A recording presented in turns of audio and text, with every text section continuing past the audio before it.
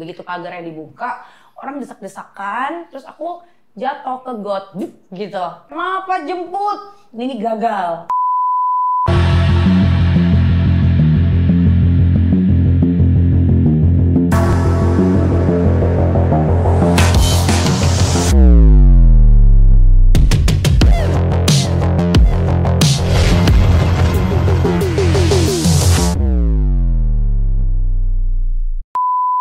Halo guys, assalamualaikum warahmatullahi wabarakatuh. Sekarang aku kedatangan, ini dulu adalah superstarnya Idol, Rini Idol. Hai Mas Ana. Yang sebelahnya nggak tahu aku kenal. Ini suamiku. Guys, kenalan dulu begitu Mas. Oh iya kenalan. Iya. Aduh, aku terima kasih kamu mau datang kalian berdua karena ya aku harus mengakuin karena aku penikmat karya kalian. Terima kasih. Hampir di playernya aku yang ada kan aku punya player. Selalu aku bawa biasanya.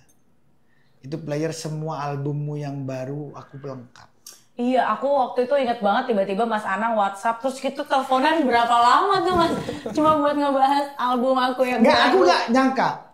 Aku tidak dalam pikiranku Rini Idol Bikin lagu kayak gitu. bikin lagu itu dan keren banget. Ini adalah juriku dari aku usia 16 tahun sampai udah 35 loh aku Mas. Iya, Aku kan ikutan Idol 16 tahun audisi. Terus 20 tahun lalu ya berarti ya? enggak dong, 18 tahun yang lalu. Oh ya? Aku jadi 16 mau ke 17. Jadi 16 audisi. Oh 2006. 2007. 2007 ya. Jadi 16 tahun udah mau sebulan kemudian tuh aku 17. Jadi 16 tahun, aku ingat banget itu workshop Idol, workshop yang penentuan mau ke spektakuler. Itu hari pas penentuan itu hari aku ulang tahun jam 12-nya gitu. Jadi aku masuk ke spektakuler itu umur 17 tahun. Ya udah jadi kenal Mas Anang dari 16 mau 17 sampai 35. Tapi ngomong-ngomong Mas Anang tahu nggak sih cerita-cerita di balik sebelum kamu yang pas kamu mau ini nih mau nggak tahu kan? Oh, Mas, gue yang tahu Mas. Nggak tahu. Di balik sebelum dia menuju ke apa sih audisi ya? Sebelum Dan dia sampai kayak di gimana? audisinya juga. Sampai di audisinya juga. Itu ada cerita-cerita. Cerita. Iya, mungkin nggak pernah diceritain. Nggak pernah. Ini internal Ceritain dong dong. yang tahu. Ceritain. Bocorin ya? Iya. Oke, jadi Kenapa kamu ikut Idol waktu itu? mama papaku udah pasti. Mama papaku yang daftarin juga mereka. Aku tuh masih SMA kelas 2 kan. Jadi hari pertama audisi. Masih culun. Audisi mama ikut, ngapain cuman ini mau belajar, mau sekolah aja gitu. Ya kan tetap bisa sekolah, ikut aja dulu. Hari pertama aku ikut. Aku udah nyampe di tempat audisi setengah 7 pagi. Baru dibuka untuk registrasi ulang jam 12 siang. Jadi 6 jam tuh aku tunggu di situ. Begitu pagarnya dibuka, orang desak-desakan, terus aku jatuh ke got gitu. Terus kayak ya kenapa nih? Ya udahlah, beres-beres terus bersih-bersih.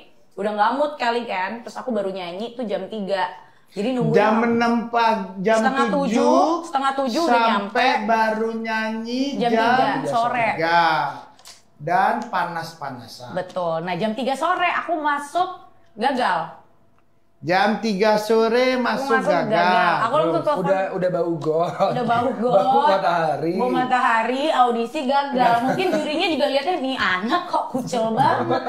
Aku telepon mamaku, aku telepon papa kayak, "Papa jemput." Ini gagal. Oh ya udah.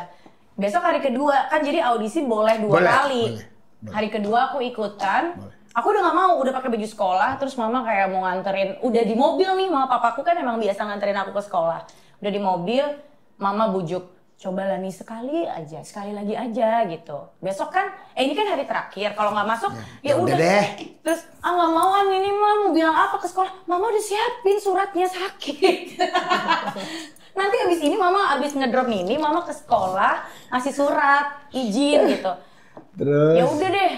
Ya udah terus pulang lagi tuh udah keluar pagar, udah keluar jalan, balik lagi ke rumah, ganti baju, dianterin lagi nyampe ya jam 7 gitu kan karena aku jam bilang 7 pagi lagi.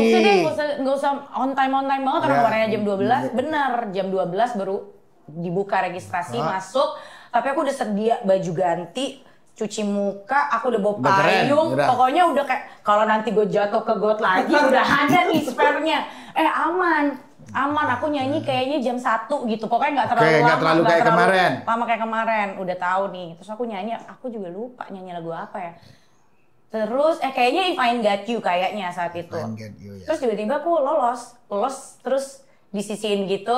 Karena kan waktu yang nggak lolos udah bilang, oke, baru nyanyi sedikit udah langsung pas gitu. Udah nggak lolos gitu. Yang ini kayak agak lumayan lama nyanyinya. Terus jurinya sama? Nggak ingat. Beda. Kayaknya juri masih awal juri yang di Medan. Iya, di Medan kan bisa ganti-ganti atau sama? Iya, okay. aku nggak ingat. Ya, terus ternyata aku lolos.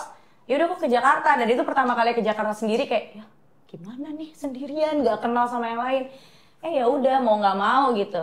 Udah nyampe audisi. Itu 100 orang. Betul. Terus di Jakarta ketemu sama juri sama Mas Anang. Pertama kali nyanyiin Cintai Aku Lagi itu aku ingat. Terus itu deg-degan banget. Aku nonton tuh video audisinya. Bajunya masih ada loh sampai sekarang. Baju merah itu nggak sih? Garis-garis. Simpen, harus masih aku simpen, masih merah, ada. Iya, merah garis-garis. Iya, terus ya udah dari situ masuk ke workshop, ke spektakuler. Nah di spektakuler ini kan aku tuh nggak pernah di Batam tuh kan. Waktu itu pernah sekali pas 4 besar kalau nggak salah di Batam tuh. Tapi sebelum 4 besar, di 5 besar itu tuh aku udah telepon mama sama papa kayak, Nini stop aja SMS buat Nini mau pulang aja. Loh kenapa? Nggak mau terusin, kenapa? Capek banget. Ini tiap hari bangun jam 6, baru tidur jam 12. Jam 10 paling cepet kayak capek. Terus suara aku gampang seret kan Mas, kalau tidurnya kurang, diforsir. Itu udah kayak ngerasa, penampilannya nggak staminanya nggak maksimal gitu. Udah bolak-balik ke THT, radang, apa segala macem. Terus mama kayak, nih mama papa di Medan tuh udah keliling kemana-mana buat cari SMS, buat ngevote. Jangan dong, dikit lagi. Karena memang pada saat ikutan Idol, aku nggak expect menang. Tapi aku janji sama diri aku selalu kasih yang terbaik gitu. Mau menang atau enggak, lolos atau enggak, pokoknya aku harus puas sama performance aku sendiri. Nah, di saat aku telepon itu, aku lagi radang-radangnya, suara ngomong aja susah. Jadi kayak, aduh gimana nih, udah nggak sanggup lagi. Terus ya udah lagi-lagi mama papaku kayak, enggak bisa yuk. Udah coba sekali ini aja coba. Nanti kalau misalnya minggu depan nggak lolos, ya udah, at least udah kasih yang terbaik. Ya udah deh, tapi nangis. Terus saya lolos. Even pas yang grand final itu aku lagi sakitnya tuh Mas, lagi batuk. Itu kakakku di luar, aku lagi dipakein baju, dipakein apa semuanya udah gini, kakakku jajelin. Ayo makan. Cuma tapi nangis. Final. Pas grand final falset Nini nggak ada, udah hilang. Bisa yuk makan udah gini aja tapi sambil nangis ditacap. Gitulah suka. Tapi menang. Tapi menang. Terus nggak denger lagi pas diumumin. Iya. Kok Wilson udah meluk, gue yang menang ya, baru nangis. Gak denger. Terlalu deg-degan kali. Apa yang ingin kamu sampaikan? Yang ingin aku sampaikan, harus punya mental yang kuat, fisik yang kuat, support system yang kuat, karena modal suara aja yang bagus tuh gak cukup. Keren. Gitu. Itu aja sih palingan Mas. Keren. Berdasarkan pengalaman. Ya, iya. Aku yang mengikuti Idol ya aku termasuk juri paling panjang dalam perjalanan sejarah Idol di Indonesia. Idol tetap aku bilang satu ajang yang sangat unik, small industry Indonesia, small industry. Makanya Rini tadi udah jelasin betapa perjalanan 5 bulan 6 bulan itu sedemikian tight, kamu diuji siap nggak jadi seorang superstar. Dan saat dulu belum ada sosial media loh Mas. Jadi pressure-nya nggak segila sekarang udah pasti. Segitu aja aku ngerasa buat aku yang anak 17 tahun saat itu udah pressure-nya udah kuat menurut aku. Apalagi kayak mereka yang baru-baru yang sosial media. Ya mungkin kalau dulu juga pressure itu secara internal di tempat itu aja gitu. Iya, kalau sekarang sosial media semua orang bisa berbicara. Iya. Komentar dapat 2 tekanan dan 2 supporting system. Iya. Orang yang di luar Idol, yang di sosial media, dan memang yang ada di studio dan kita. Yes. Betul. Gitu. Memang Perbedaannya kelihatan, makanya teman-teman yang di Idol langsung punya fans, langsung punya apapun semua karena langsung ditunjukkan ke publik bahwa mereka harus dinilai sama publik juga. Penampilan dan kemampuan per minggunya bahwa mereka siap terus diuji seperti itu. Betul. Dan kebanyakan kan orang ngelihat cuma pada saat itu aja yang cuma 2 menit perform gitu. Mereka nggak lihat usahanya di belakang kayak gimana, segala latihannya, mentalnya untuk anak-anak yang masih remaja gitu. Pasti kan yang ikut yang muda-muda kan, belum ada basicnya gitu. Jadi apa yang kamu bisa bilang untuk Idol bahwa apakah aku bilang Idol sebuah sistem, bagus gak sistem itu? Bisa melahirkan seorang Rina? Iya bagus banget, karena menurut aku itu kayak shortcut ya Mas. Di saat mungkin orang musisi-musisi atau penyanyi zaman dulu untuk bisa dikenal kayak namanya gede harus masukin demo ke label-label gitu, terus bikin lagu sendiri.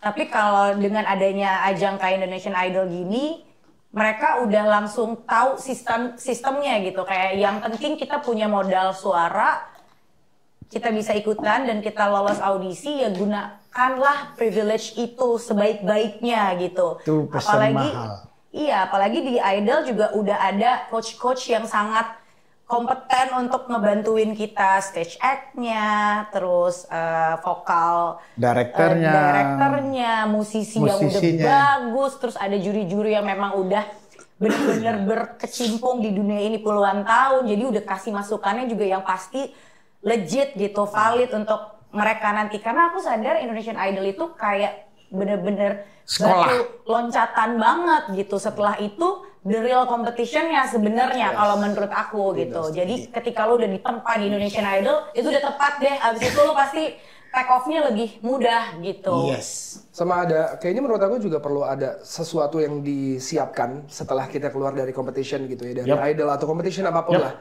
Maksudnya pas di the real industry itu benar-benar semuanya tuh sangat-sangat beda gitu dari apa yang kita jalankan di kompetisi. Dan kayaknya mentality itu memang mesti benar-benar kuatnya sekuat-kuat mungkin. Sama yang kedua yang paling penting itu adalah kenal dan tahu diri kita sendiri sih sebenarnya Mas, menurut gue ya. Jadi kayak emang kita benar-benar tahu apa yang kita pengen capai, apa yang kita pengen achieve, dan kita itu pengen menjadi seorang musisi atau artis yang seperti apa tuh mesti tahu semua.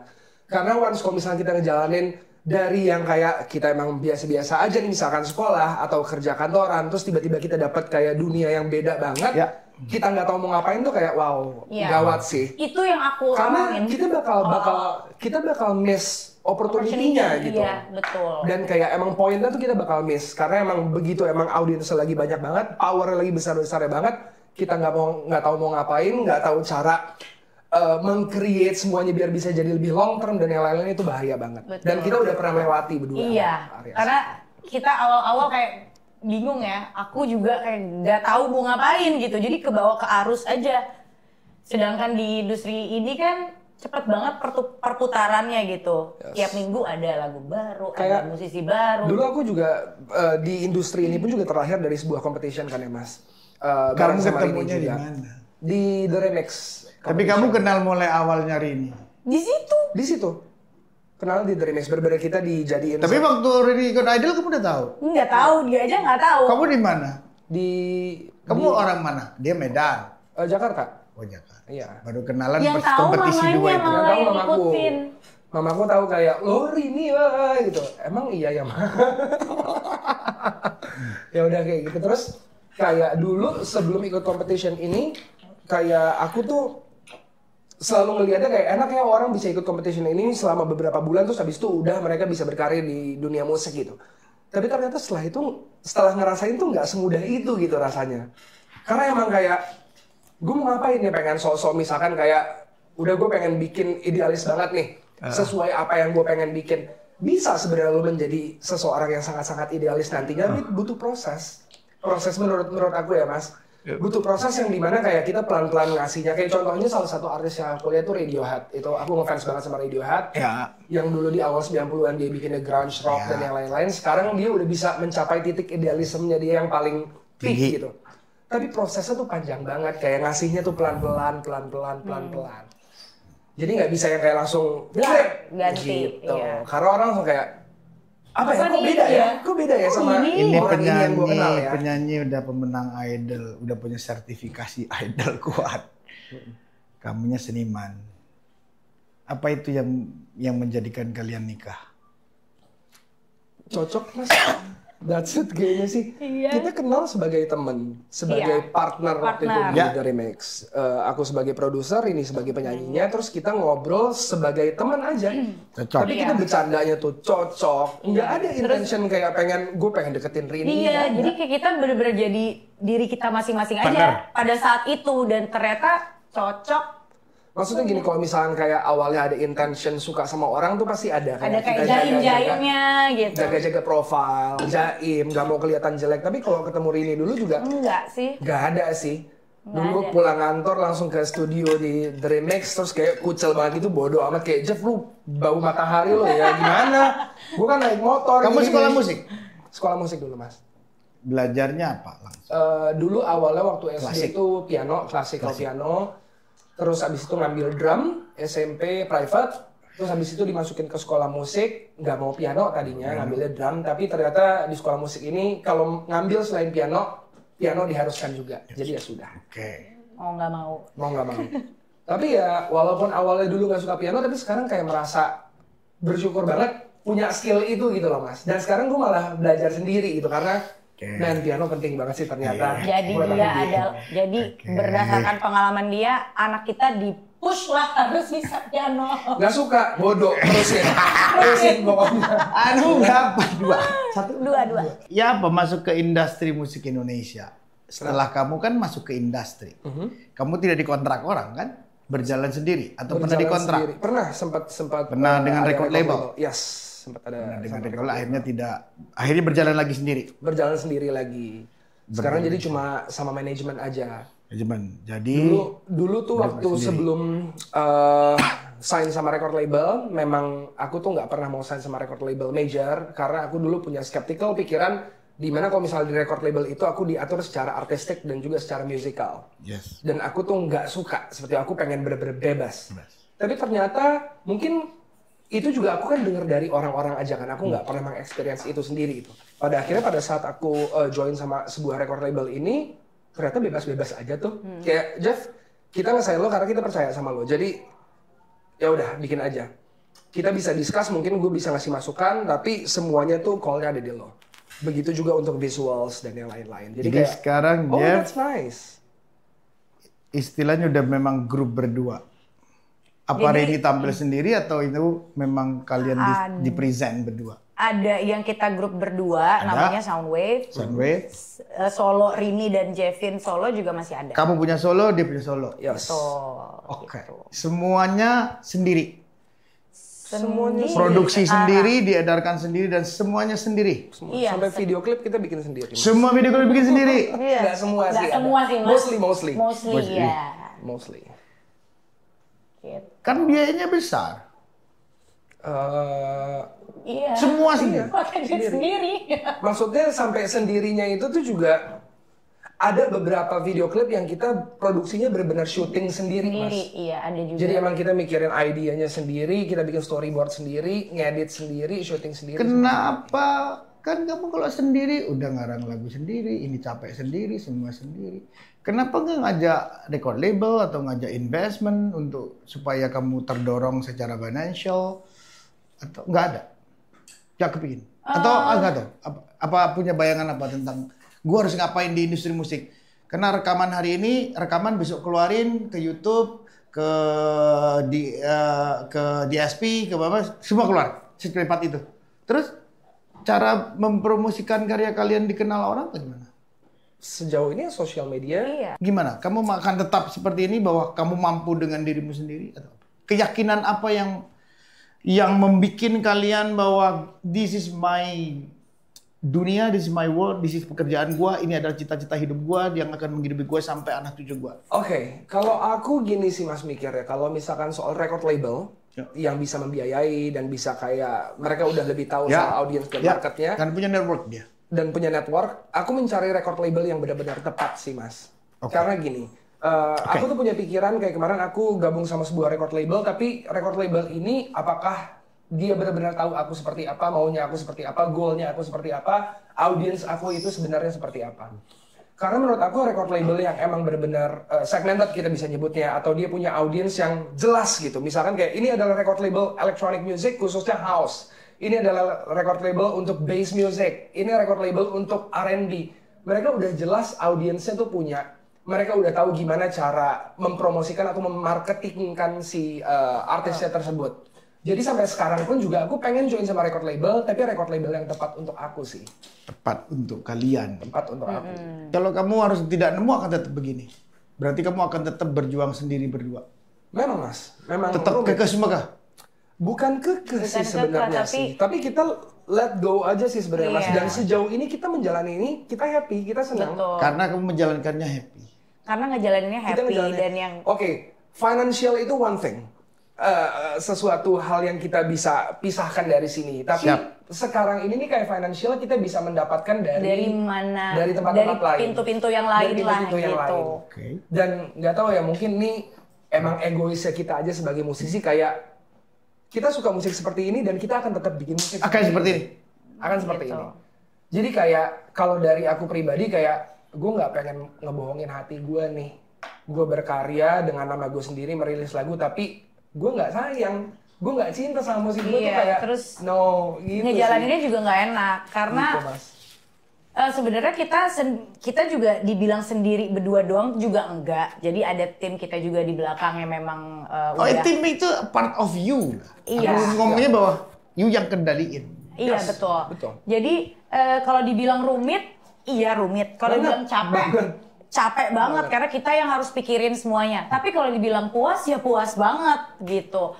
Cuma di sini kita udah coba untuk pernah ikut sama label ini, pernah sendiri, pernah ikut sama label lagi, udah ganti-ganti. Kita ngerasa memang belum dapet yang klik aja gitu secara. Dan itu tidak bisa disalahkan record label. Iya, nggak bisa disalahkan record labelnya juga gitu. Jadi memang ada pertemuan-pertemuan yang memang mungkin untuk perantara aja sampai kita ke titik yang mana gitu. Terus kalau apa sih yang membuat terus kamu yakin bahwa profesi yang kamu dalamin ini akan bisa menopang sampai anakmu? Apa yang sekarang sudah kamu rencanakan? Karena kamu kan sudah menyatakan tadi, gua berdua akan terus di industri ini dengan my idealis. Sebagai apa nih Mas maksudnya, sebagai artis? Iya, sebagai artis kamu kan cita-citanya bahwa ini yang akan menghidupin gua. Gua hidup di sebuah, menurut kamu hidup di Indonesia dengan industrinya, you happy?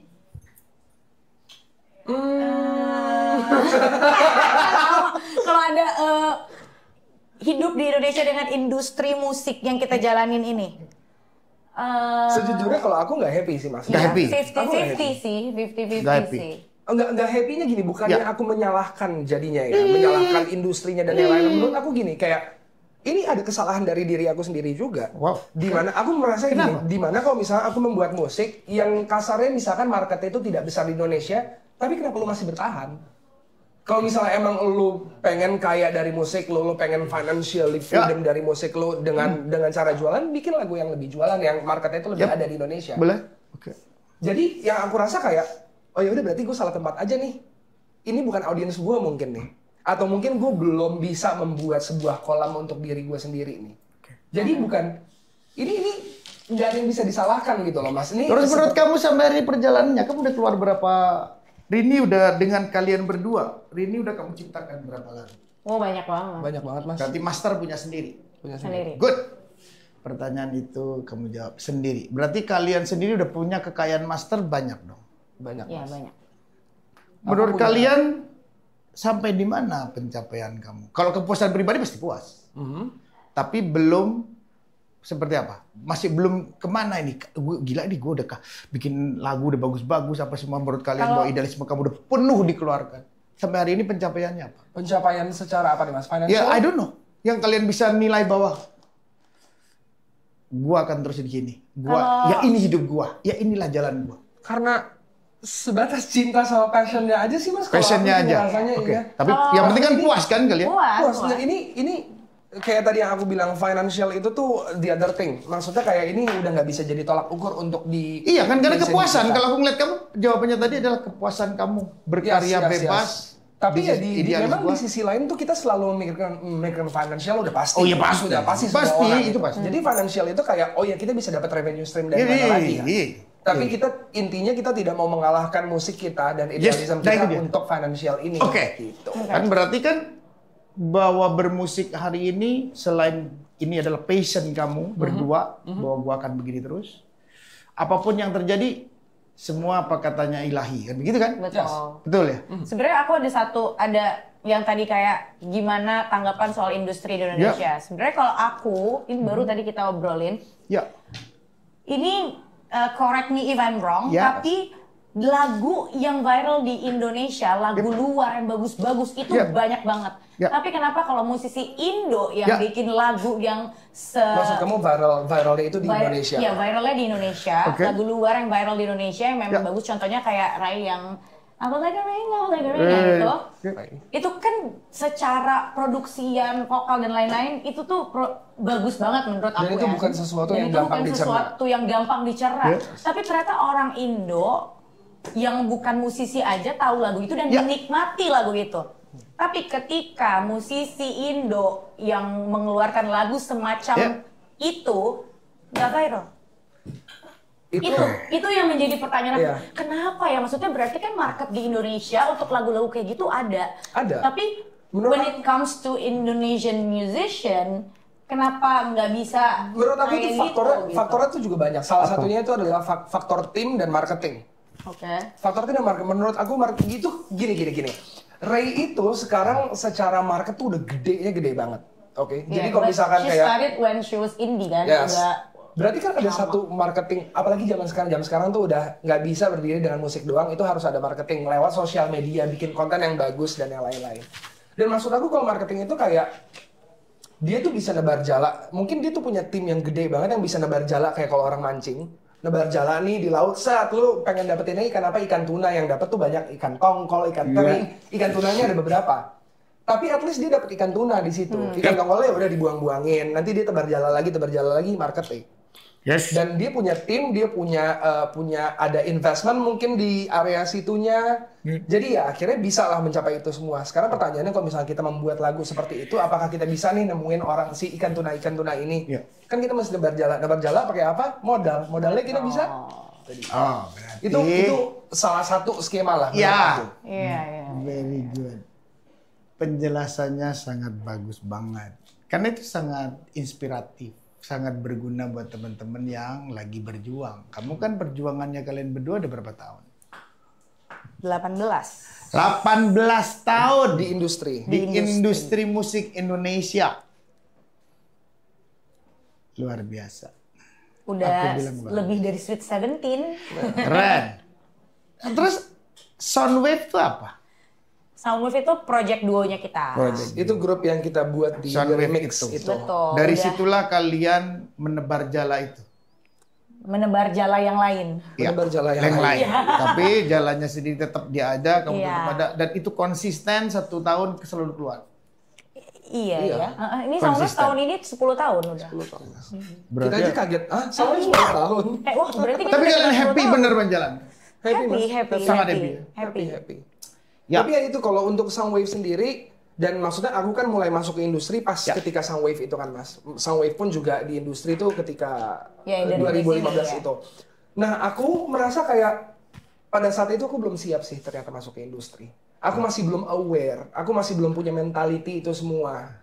Yang kayak tadi aku bilang sebelum itu kayak enak ya orang gini. Tapi pas aku masuk ke situ, terjun situ kayak gue mau ngapain ya? Terus kamu kan sudah bisa lihat. Tadi aku mendengar penjelasannya. Jeffin. Bahwa apa aku bisa bilang begini jawaban kamu, bahwa kamu kan cuma nyanyi, tapi dunianya hari ini dengan perubahan infrastruktur yang sedemikian luas, sosial media sangat memegang kendali di dalam menyampaikan karya-karya kamu ke publik. Kamu juga tergelitik untuk menjadi influencer atau membuat karya-karya di sosial media untuk sekalian mengenalkan lagumu atau apa. Juga melakukan ini seperti itu. Lakuin itu juga. Iya. Jadi di Instagram kamu aktif. Iya, jadi aku tuh kan ada apa namanya? Ada konten living room session. Okay. Nah, itu idenya Jevin. Bagus. Itu bagian dari usaha kamu. Iya, itu idenya Itu yang Jevin. Berjalan sekarang. Itu berjalan, jadi kita posting. Udah episode keberapa? Udah episode 52. Itu semua isinya lagu. Kalau nggak salah, iya.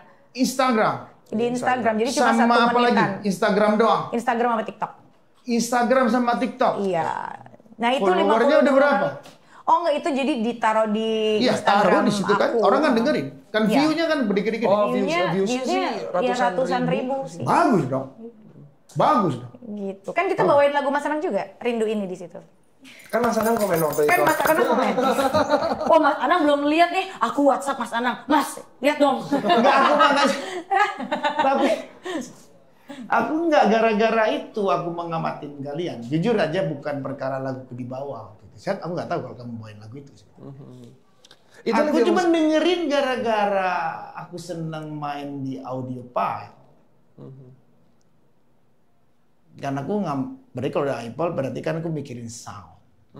Mikirin seluruh ditampilkan secara apik.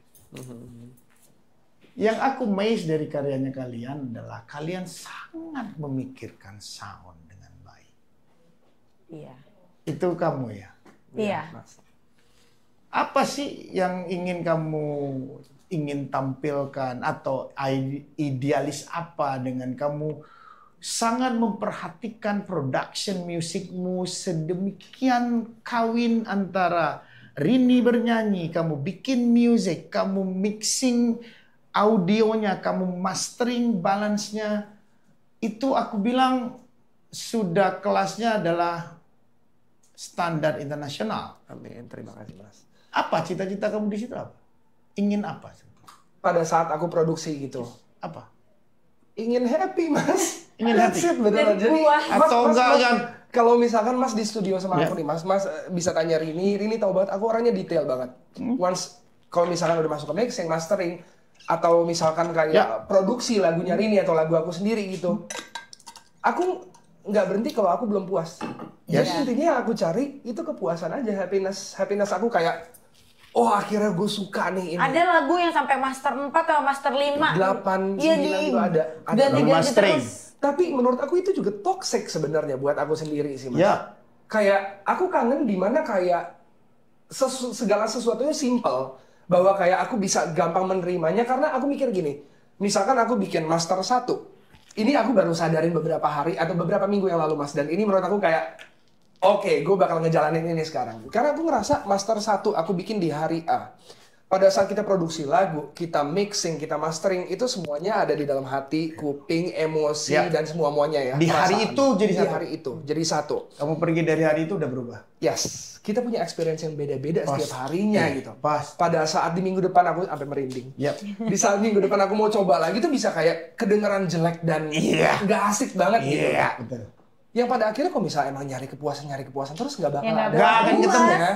Sampai akhirnya aku jadi mikir kayak emang kita mesti embrace imperfections di dalam creation kita gitu loh. Akhirnya kamu ngerti juga. Keren. Aku udah ngomongin ini tuh udah kayak udah bagus loh. Aku perfeksionis sebenarnya parah sih Mas, parah banget. Enggak, kamu kan harus berproses sampai ke sana. Yes, aku menyadari itu. Itu semua proses belajar sih, Mas. Kamu berapa? Boleh tahu kan? Aku nanya umur kalian, boleh dong? 25, Mas. Enggak, ini netizen ntar gue nanya ini, fans kamu marah-marah. Kenapa sih umur sih 62? Enggak, ini aku mau tahu, aku cuma mau 34, Mas. 34 ini 35. Oke. 34 tahun aku cuma mau reminder aku umur 34 ngapain? Ngapain, Mas? 34 itu aku udah sama siapa ya? Sama Kade. Aku studio man juga sama. Karena aku punya 2 studio zaman dulu. Sama. Yang dikerjain sama. Memang gak akan kelar. Kalau kamu mengikuti mimpi kamu gak akan kelar. Karena sangat luas. Estetika itu sangat luas. Oke. Berarti karyamu itu kan kamu sampai gini. Aku sampai menilainya tuh dalam banget. Aku mempelajari semua album dan aku bilang keren banget dan aku gak dalam pikiranku bahwa ada seniman muda seperti kalian punya karya yang terpikirkan productionnya sedemikian bagus gitu ya. Aku akuin. Karena aku juga orang studio jadi aku ngerti. Jadi keren gitu ya. Apa ingin menunjukin bahwa kamu kerja di rumah, pakai studio rumahmu bahwa aku mampu mengejar standar yang dibutuhkan industri. Apa ada cerita itu juga dalam hidup? Enggak ada. Ini pure bahwa gue mau bikin yang terbaik terserah orang. Iya. Itu adalah sebuah idealisme yang menurut aku harus diakuin Depo. Aku persis seperti yang aku pikirkan, berarti kamu orang idealisme banget. Keren. Hanya tinggal menunggu waktu kalau kamu harus dikomparasikan ya, dikomparasikan bahwa berkarya harus bisa meledak apa gitu. Aku kan udah melewatin beberapa masa tentang tersebut gitu ya. Hari ini kamu bener let it flow aja. Karena aku pernah ada juga di masa kamu. Dulu aku nggak peduli, tidak pernah berpikir ini disukain atau tidak disukain, bahwa ini adalah suara hati gua yang gua jadikan sebuah karya. Kadang sampai rekamannya nggak pernah mikir. Coba lihat rekamanku pertama kali. Kalau dilihat rekamannya aku denger yang sekarang, aku pasti begini. Hancur rekamannya gitu ya. Berantakan. Tapi kan proses sampai hari ini aku mengerti. Makanya benar-benar akan terus sampai anaknya juga dijadikan seniman. Dijadikan. Mau diajarin sampai jadi seorang seniman. Diarahkan ke sana. Iya. Diarahkan lebih tepatnya. Tapi kita tuh udah ngobrol, kita nggak mau memaksakan anak kita, memaksakan kayak lu harus jadi musisi, lu harus jadi seniman. Enggak. Kalau misalnya emang ternyata passionnya dia di tempat lain itu nggak apa-apa. Sangat-sangat nggak apa-apa. Keren. Tapi dari kecil ini memang kita udah ngelihat ini anak tuh musik banget, Mas. Dia emang suka banget musik. Ya, di dalam perut udah denger ibunya nyanyi. Dua-duanya main musik. Ini gimana? Iyalah. Gak mungkin enggak. Tonton terus jadi tukang masak gitu kan. Anak yang kedua sih kita belum tahu ya. Anak yang kedua belum tahu. Tapi dia emang suka nyanyi. Tapi maksudnya anak yang pertama udah suka nyanyi umur 2 tahun kayak anak yang kedua gini tuh udah nyanyi Bruno Mars ya. Anak yang pertama. Tapi kalau anak yang kedua masih kayak terus masih abu-abu nih. Yang anak pertama ini dia pun juga udah kayak ada interest ke music production, Mas. Karena dulu juga kecil sering banget diajak ke studio jadi sering liatin. Dan dia emang suka. Jadi kayak ya kayak Arsi lah. Arsi sama. Kalau misalnya kita kasih bebasin tapi maunya jadi seniman juga.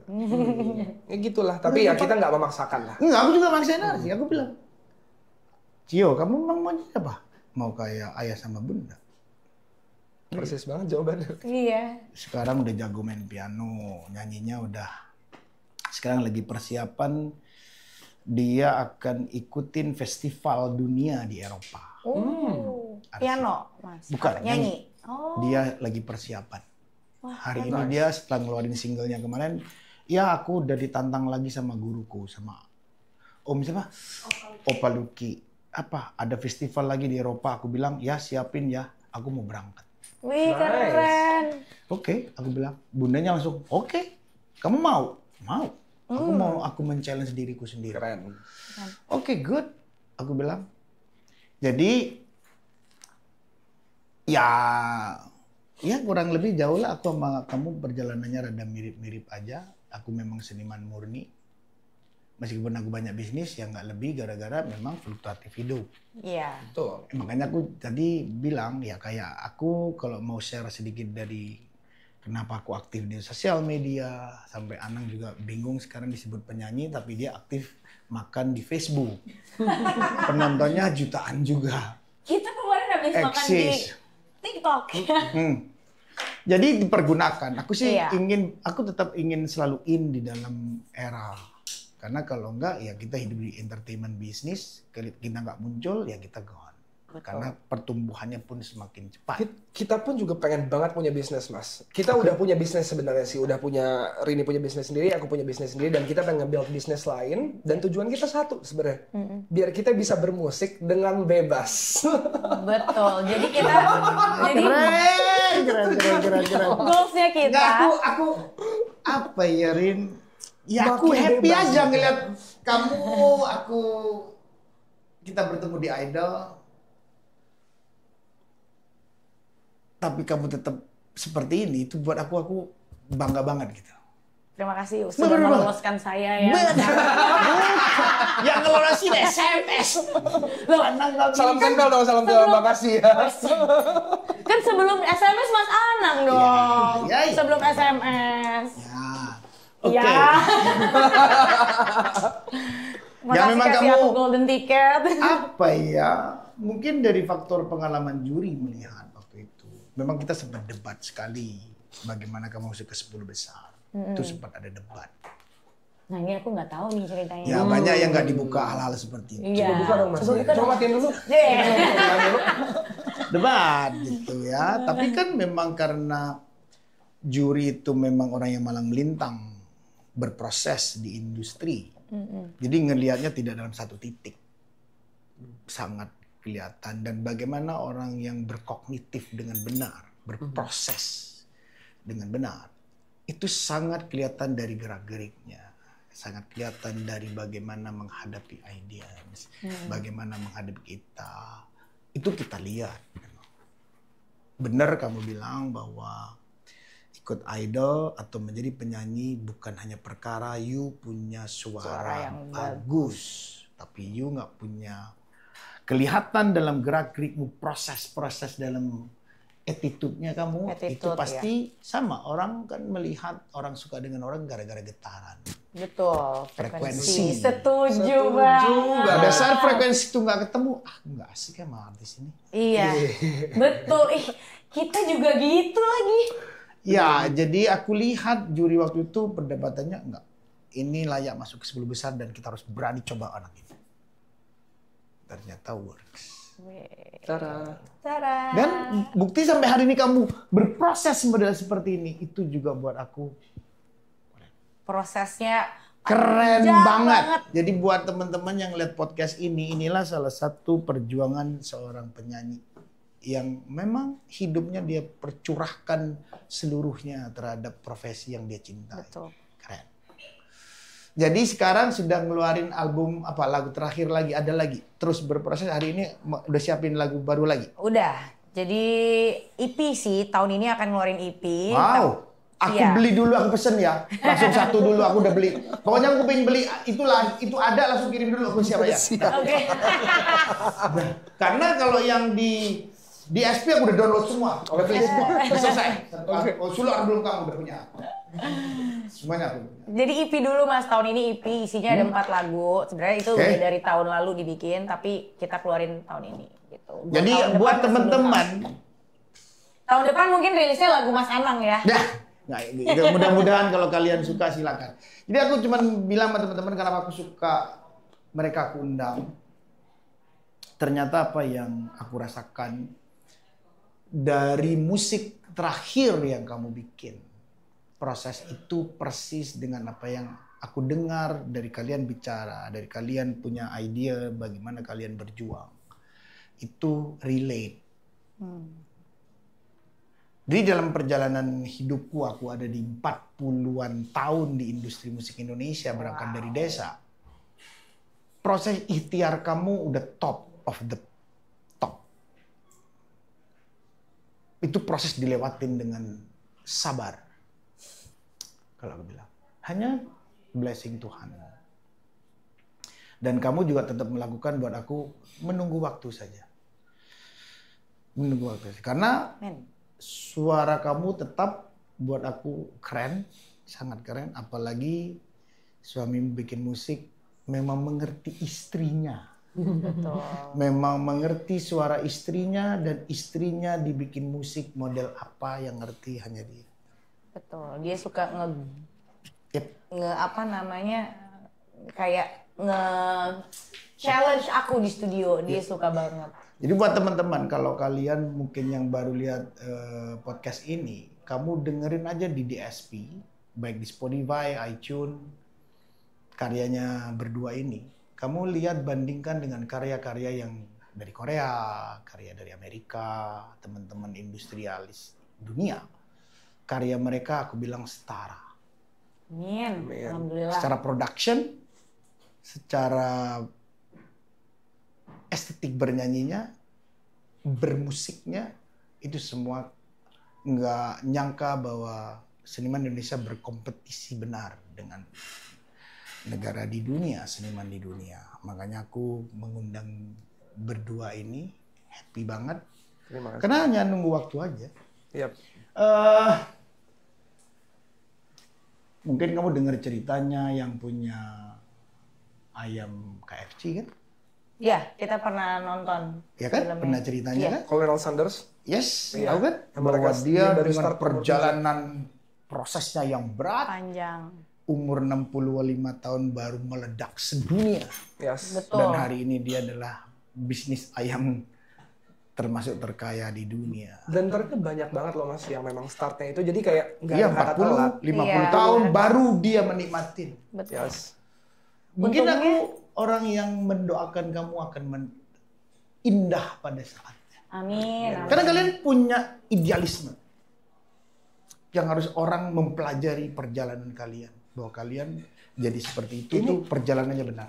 Prosesnya juga Prosesnya juga gila sampai kita Gila punya sih, di Mas. titik ini sih sebenarnya Mas. Kayak ini prosesnya bukan cuma musik sih Mas. tapi ada diri juga. Hidup. part of self Iya, development. Betul. pasti. Apalagi tepatnya di tahun 2025 ini. 2025 ini gila sih Mas. Itu Semua gila. tuh kita berterima kasih banget sama 2024 Yes. sebenarnya.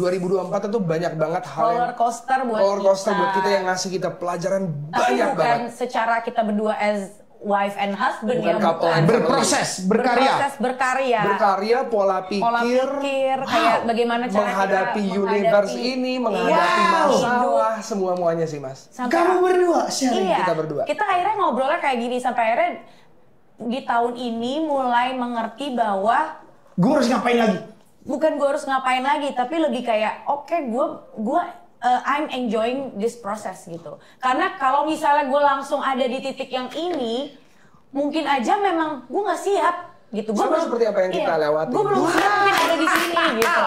Makanya Keren ini. Makanya kenapa ada di sini dan setelah ditarik lagi ke belakang kayak oke Rin, nikmatin lo hidup di tahun ini, di sekarang ini, di present moment ini adalah doa-doa yang udah lo panjatkan 10 tahun yang lalu, 5 tahun yang lalu, 2 tahun yang lalu, dan this is what you have right now. Ya udah enjoy, nikmatin gitu. Udah Keren. dapet, kenapa harus mikirin yang di sini gitu. Future ya future nanti. Biarin berjalan. Iya, nikmatin present moment aja dulu gitu. Dan itu yang bikin kita kayak oh ya udah gue menikmati proses ini kok, dan setelah dilihat lagi di belakang kayak oh my god, we are more than enough gitu. We're So more. ini ada hubungannya sama manifestation juga. Iya, kan? betul juga. Kamu nggak bikin di YouTube kamu perjalanan sampai karyamu lahir, ini karyanya lahir, kenapa perjalanannya? Bikin nggak? Panjang banget. Wah panjang sih sebelum Nggak bikin? Belum. Wow, kalau kamu bikin, mungkin aku juga orang yang akan lihat. Wah itu panjang banget Karena juga. menurut aku itu keren.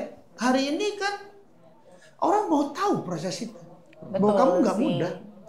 Jadi artis di Indonesia tuh perjalanannya nggak seperti mungkin negara yang lain. Jadi kalau dari aku pribadi bersyukur banget ada di industri musik ini, terlepas dari apa yang sudah aku yang lain, alami ya. gitu. Aku bersyukur banget karena karena aku ada di dunia industri musik ini nih, I learn so many things and I become who I am right now gitu. Yes. Jadi ya Keren.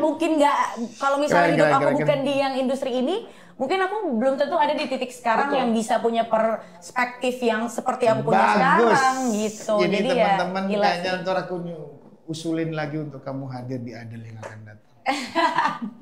Jadwalnya kemarin nggak. Berdua tapi kamu Oh, iya. musik bener. Kita pernah ya waktu itu ya. Pernah. Benar kan? Diundang ya. Tapi sendiri-sendiri deh kayaknya. Aku sendiri Iya, pada waktu itu aku pas zamannya Oh. Maria sama Abdul. Iya itu 2018. Aku juga terakhir di 2018. Itu habis final apa lahiran. semifinal ya aku ya waktu itu? Semifinal nggak salah. Oh, Apa? semifinal. Jadi waktu itu aku pernah nge-produce buat Abdul sama Maria. Maria. Oke. Jadi buat di semifinals waktu itu. Itu ya terakhir ya kayaknya Ya ya. udah mulai sekarang siap-siap kan pasti ntar lagi ya 10 terbaiknya idol yang akan datang juga akan berproduksi langsung. Kan makanya yang menarik bahwa idol itu berkembang juga. Aku happy juga, aku jadi bagian part of idol gitu ya. Idol benar mengikuti zaman dan kebutuhannya gitu ya. Yang dulu kan cuma 1-2 akan di-push. Sekarang 10-10-nya bam, ditampilkan ke publik, silakan publik memilih dan menyukai. Dan itu kesempatan anak muda Indonesia untuk jadi superstar pun semakin lebar.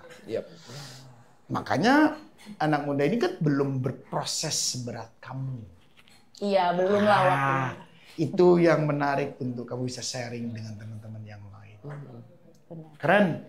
Jadi guys, inilah salah satu lulusan idol kalau bilang. Makanya dibilangnya Rini idol. Semua yang masuk 10 besar pasti ada idolnya di belakang. Dan itu kadang begang itu berat juga. Nggak nyanyi jelek malu, bagus. Ya memang orang idol kan gitu kan. Ya sudah, orang idol bagus. Tapi kalau jelek, idol kok ini apa memikul beban sampai sekarang gitu, nyanyi harus bagus, dan selain nyanyi harus bagus harus bisa nyanyi apa aja. Itu. Tapi menurut kamu itu oke atau gimana?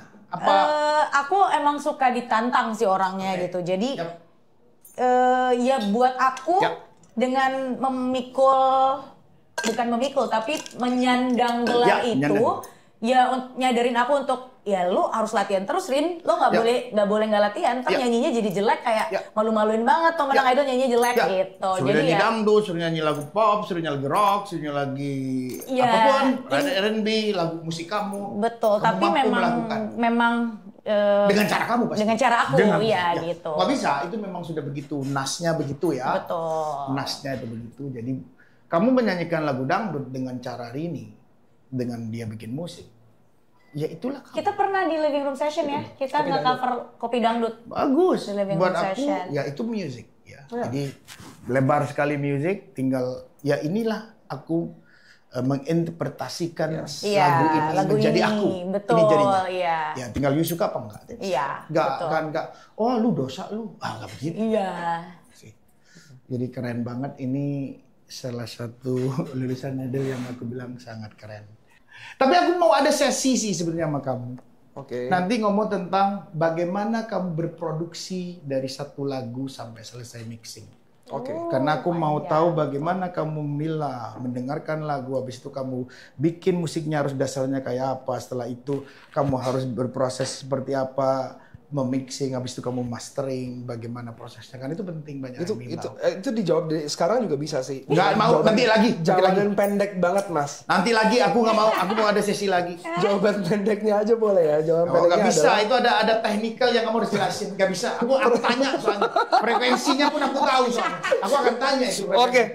Siap Mas. Aku akan tanya itu. Karena aku tahu frekuensi juga. Nanti pasti jawabannya bakal sama. Jawabannya kayak ya perasaan di hari itu aja gimana, Mas. Nah itu nanti terakhirnya lu harus ngomong itu. Tapi prosesnya karena orang teknisnya dulu. Sampai kamu tahu the simple way, karena you udah mengerti prosesnya. Gak bisa you akan ngomong simple kalau lu gak tahu berproses. prosesnya. Betul. Nah, betul banget tuh Mas. Aku tuh pernah beberapa kali ngajar kan ya Mas. Ada kayak orang yang mau belajar sama aku. Aku tuh bingung gitu kayak, masa nggak tahu sih?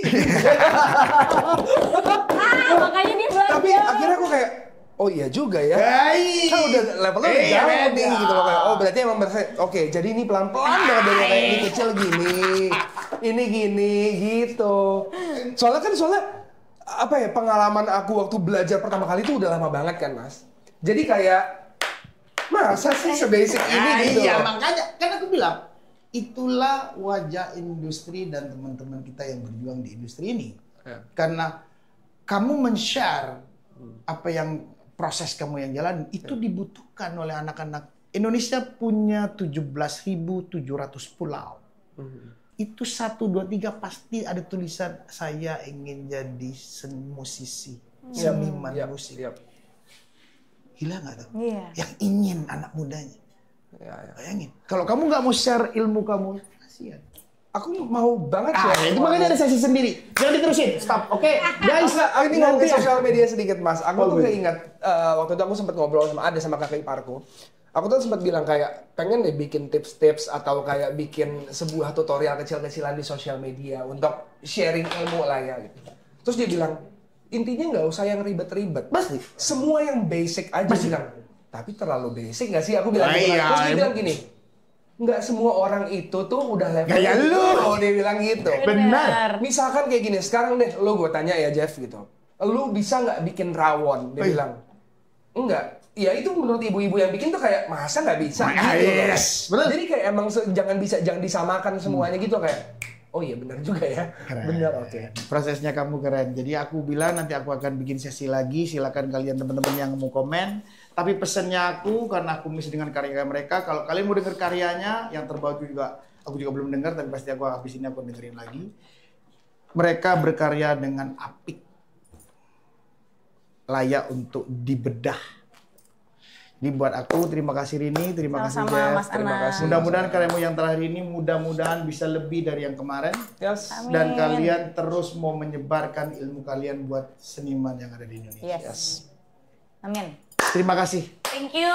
Terima kasih for having us, Mas. Bye bye guys. Bye bye.